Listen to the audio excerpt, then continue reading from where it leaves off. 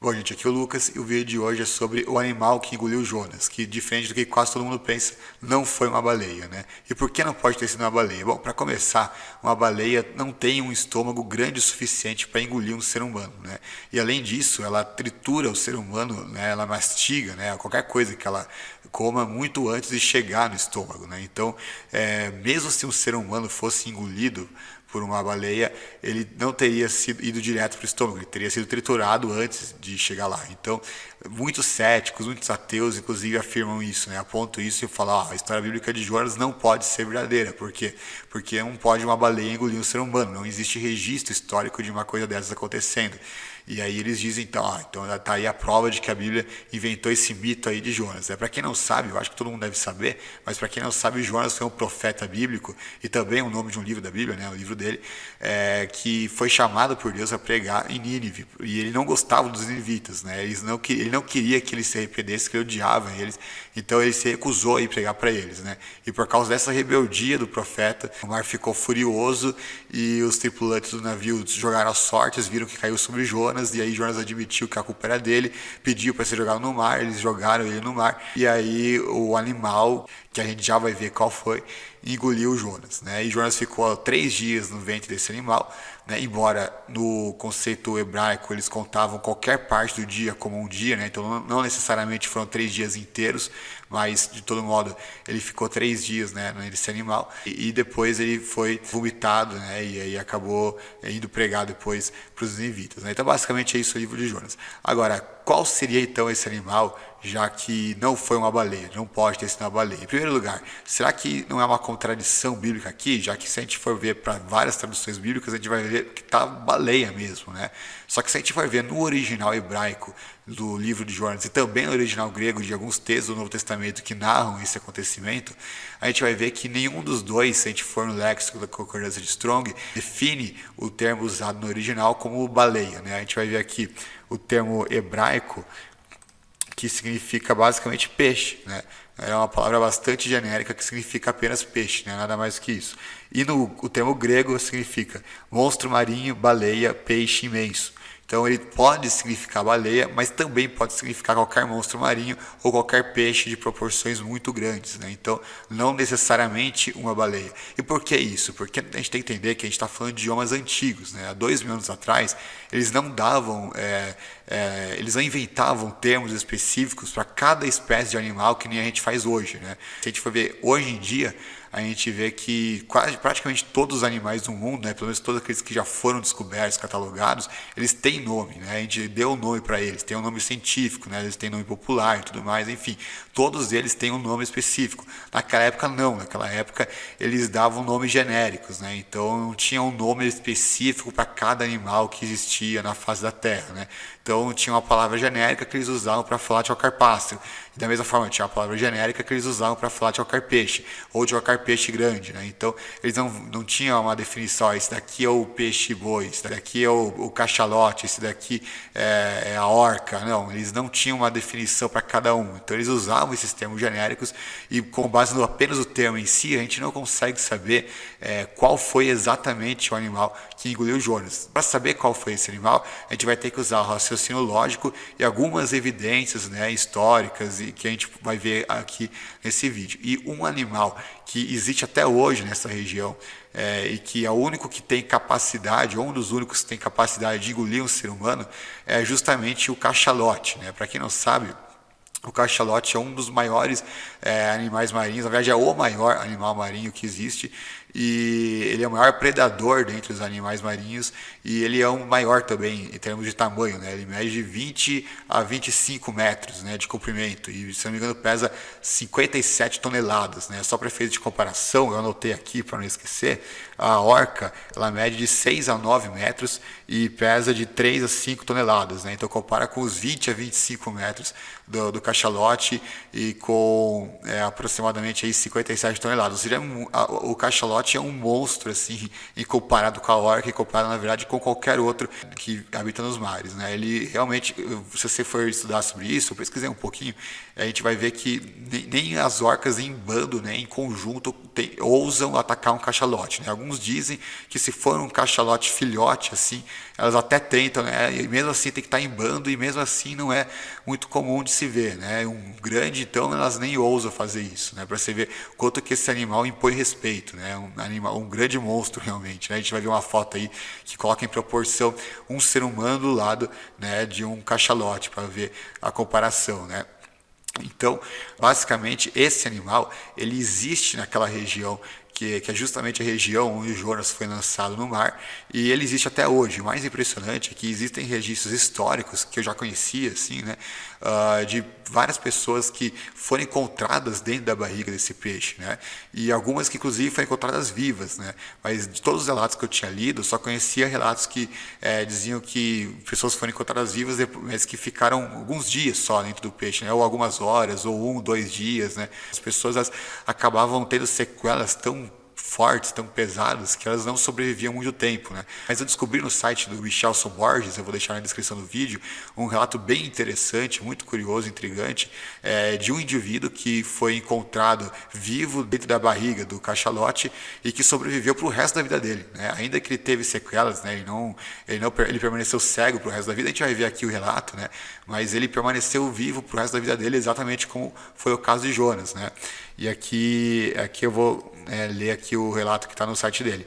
Era o ano de 1891, quando o baleeiro Estrela do Oriente cruzava o Atlântico Sul, próximo das Ilhas Maldivas, carregando pela primeira vez um jovem marinheiro inglês chamado James Bartley, de apenas 21 anos. O baleeiro inglês saía à caça de um cachalote, muito precioso, na época pelo azeite extraído dele, que era usado para fazer perfumes. Quando os caçadores do Estrela do Oriente encontraram o cachalote no mar, lançaram e acertaram-lhe um arpão em cheio. A fim de concluir a caça, desceram ao mar 2 bodes. No entanto, mesmo preso pelo arpão, o cachalote ainda lutava pela vida e se debatia nas águas. A força do monstro marinho foi tão grande que virou os botes. Os marinheiros conseguiram resgatar seus tripulantes, porém, 2 deles haviam sumido, entre eles o jovem inglês James Bartley. Finalmente, os caçadores conseguiram abater o cetáceo gigante.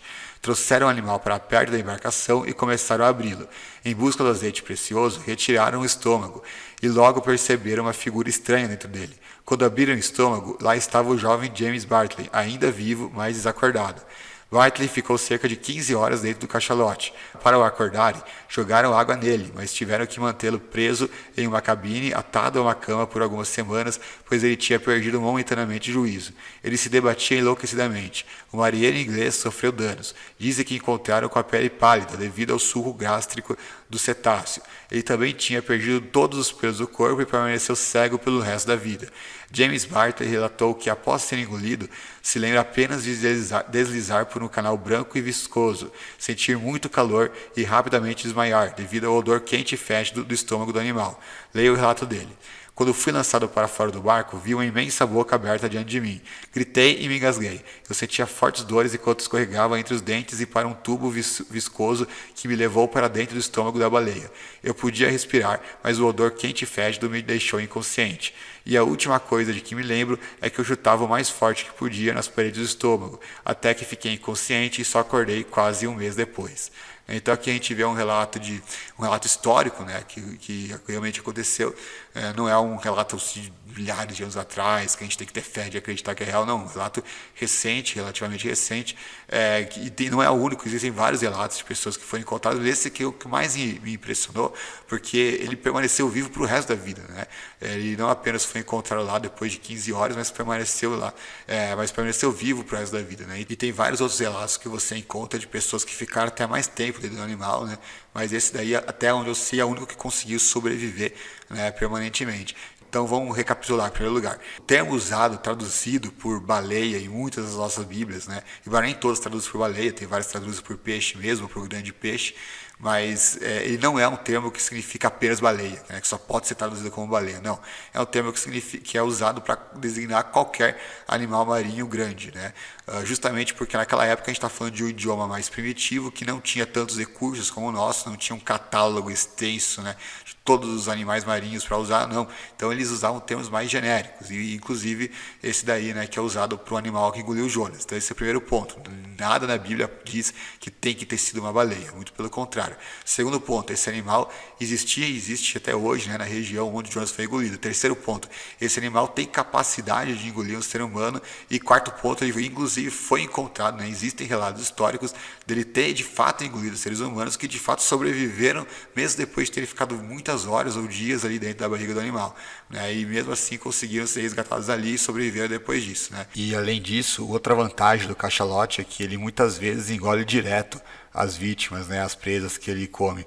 Então ele não chega a mastigar ou a triturar com os dentes, ele já lança direto para o estômago, né, que é exatamente o que aconteceu com Jonas, né? A Bíblia não diz que Jonas foi mastigado pela baleia, a baleia foi lá e mordeu Jonas e Jonas conseguiu sobreviver e chegar lá no estômago. Não, ele foi engolido direto para o estômago, né, que é o que aconteceria com um ser humano se ele fosse engolido por um cachalote, né. Diferente da baleia comum e do tubarão e da grande maioria de outros animais marinhos de grande porte que eles trituram com os dentes, né, antes de chegar no estômago.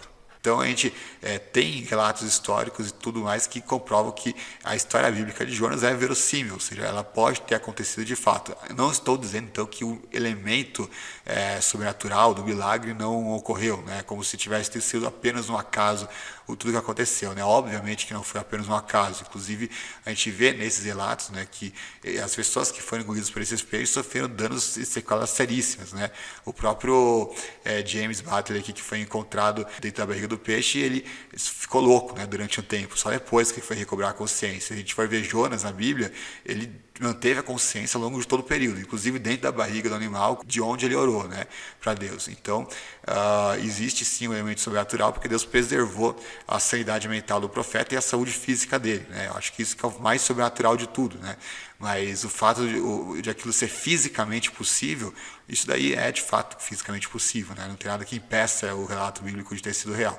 Isso não significa que Jonas não sofreu nenhuma sequela em absoluto, né? Na verdade, ele pode ter sofrido sequela sim, ter tido algum efeito, vamos dizer assim, né, do fato de ele ter ficado dentro do peixe, mas não alguma coisa que o impedisse de pregar, ou que ele não ficou cego que nem aquele homem, ele não ficou louco, né, mas pode ter tido alguma sequela. Inclusive há uma coisa que ele coloca no artigo, né, que eu vou ler aqui, que eu achei muito curioso, muito interessante, né, não significa necessariamente que foi o que aconteceu com Jonas, mas é uma coisa que eu acho bastante intrigante, porque faz bastante sentido se você for considerar. Ele diz aqui: alguns estudiosos têm especulado que a aparência de Jonas, sem dúvida branqueada devido à ação dos ácidos digestivos do peixe, teria sido de grande ajuda para sua causa. Se tal fosse o caso, os ninivitas teriam sido recebidos por um homem cuja pele, cabelos e roupas tinham sido branqueados a algo fantasmagórico, um homem acompanhado por uma multidão de seguidores frenéticos, muitos dos quais alegavam ter presenciado Jonas sendo vomitado na praia por um grande peixe,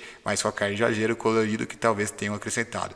Então, aqui é muito curioso isso, né? Porque se a gente começa a se perguntar, né, como que os ninivitas se converteram com apenas alguns dias de pregação de Jonas? A Bíblia não diz que Jonas ficou o resto da vida pregando, foram alguns dias apenas, e a gente vê que toda a cidade de Nínive, que era uma cidade grande, né, com muitos habitantes, né, maior talvez do que qualquer cidade de Israel, e eles todos se converteram com a pregação de um profeta pregando um Deus estranho que, né, eles nem conheciam, e um profeta de fora, né, um estrangeiro, né, porque é normal eles valorizarem mais as pessoas do próprio país deles, né, e você pega um profeta que veio de fora, de um país que era inimigo deles, né, que eles já não teriam nenhuma propensão a confiar, né, a acreditar, a receber bem uma pessoa como essa, e essa pessoa vai lá e, a contragosto dele mesmo, né, prega o arrependimento, e aí eles iriam se arrepender assim, numa boa, né, tipo, de forma tão fácil, quando nem os próprios israelitas, né, que tinha, Deus enviava um monte de profeta, o próprio Jonas,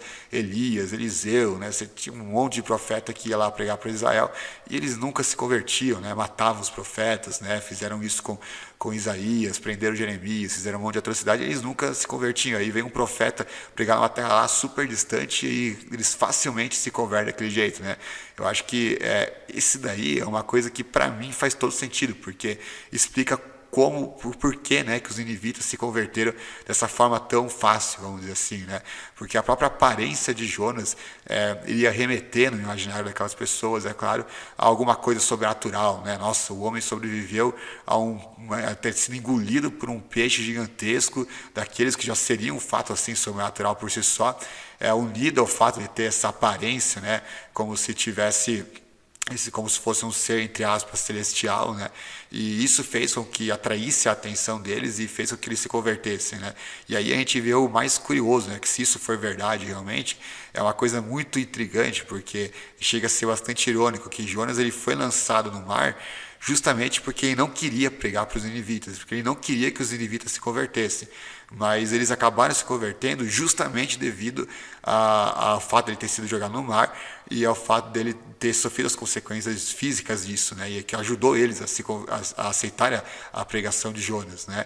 Ou seja, foi justamente a incredulidade do profeta, a rebeldia do profeta que Deus usou, né, para fazer com que as pessoas se convertessem, né? Ou seja, o profeta ele se rebelou justamente porque ele não queria que aquelas pessoas se arrependessem, mas aquelas pessoas acabaram se arrependendo ironicamente também graças à rebeldia do profeta, tudo aquilo que acabou sendo gerado. Ele não foi engolido pelo peixe somente por uma questão de punição divina, mas também teve uma finalidade, um propósito útil, vamos dizer assim, né, na aceitação da mensagem que ele estava pregando, né? Então eu acho que isso tudo muito curioso, né? Claro, você não precisa aceitar necessariamente essa parte, você nem mesmo precisa aceitar que seja mesmo um cachalote que engoliu Jonas, mas isso para mim é aquilo que conecta todas as peças do quebra-cabeça da melhor forma possível. E é curioso de observar que um dos deuses dos ninivitas, né, historicamente falando, né, isso comprovado pela arqueologia e tudo mais, era justamente um homem em forma de peixe, né? Na verdade um homem vestido de peixe, era como se fosse meio homem e meio peixe, né? Então o que pode ser sim algo que remete a Jonas, né? Algo que de tanto que marcou na mentalidade dos ninivitas que viram o profeta, né, e conheciam a história dele. Ou então que uma outra possibilidade que eles já conhecessem esse Deus peixe, né, vamos dizer assim, e que associassem Jonas a esse tipo de divindade e por isso eles aceitaram a pregação de arrependimento do profeta mais facilmente. De todo modo, é mais uma evidência de que, de fato, a história bíblica é totalmente verossímil, né? Não é uma coisa assim, nossa, impossível de ter acontecido e que não existe evidência alguma. Então é isso que eu tinha para dizer por hoje. Eu fico por aqui. Lembrando que se você não for inscrito no canal, segue aí para dar uma força, compartilha o vídeo, comenta se qualquer coisa que você queira, qualquer uma sugestão de novo vídeo, uma dúvida, alguma observação. Fica à vontade e ativa os sininhos também para receber a notificação quando sair os próximos vídeos. Então é isso, pessoal. Um grande abraço. Valeu. Falou.